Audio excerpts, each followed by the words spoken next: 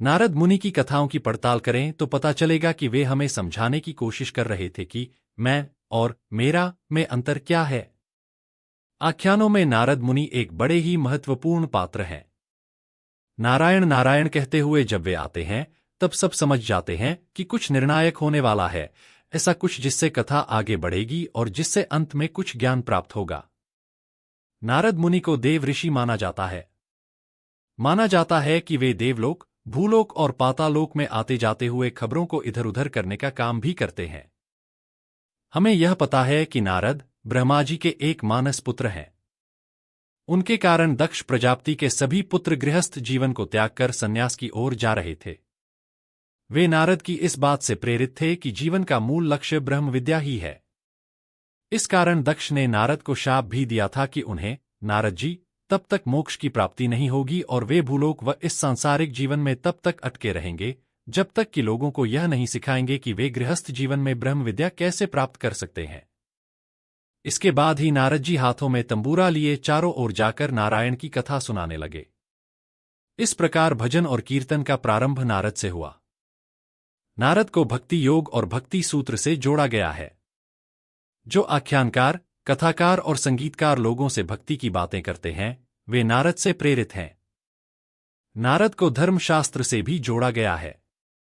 जैन धर्म में भी कहा गया है कि हर कल्प में 9 नारद मुनि आते हैं और वे 9 वासुदेव और 9 बलदेव के मित्र बन जाते हैं। नारायण शब्द का अर्थ है वह जो नर के भीतर वास करता है। गीता में कहा गया है कि हमारा शरीर देह है और उसके भीतर जो आत्मा वास करती है वह देही है। इस प्रकार जैसे देह के भीतर देही वास करता है, वैसे ही नर या मनुष्य के भीतर आत्मा वास करती है। इस आत्मा को हम नारायण कहते हैं। महाभारत का युद्ध शुरू होने से पहले पांडव व कौरव श्री कृष्ण के पास उनकी मदद मांगने के लिए गए।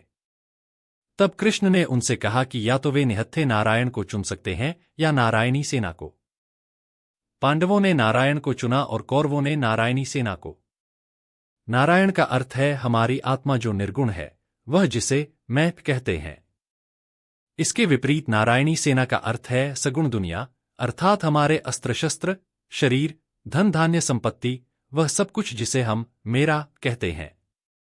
मैं और मेरा या तू और तेरा के बीच का संबंध नारायण और नर के बीच के संबंध जैसा है।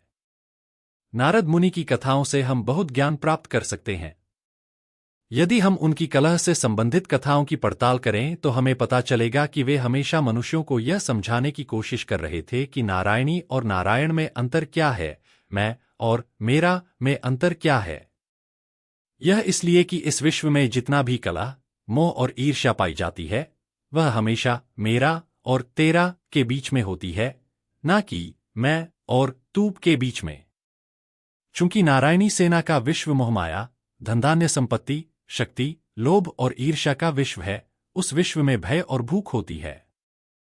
चूंकि नारायण के विश्व में हमारा ध्यान स्वयं पर होता है, हम दूसरों से तुलना करना बंद कर देते हैं। इस प्रकार हम मोहमाया, कलह, लोभ और ईर्ष्या जैसी सांसारिक उलझनों से मुक्ति प्राप्त कर सकते हैं।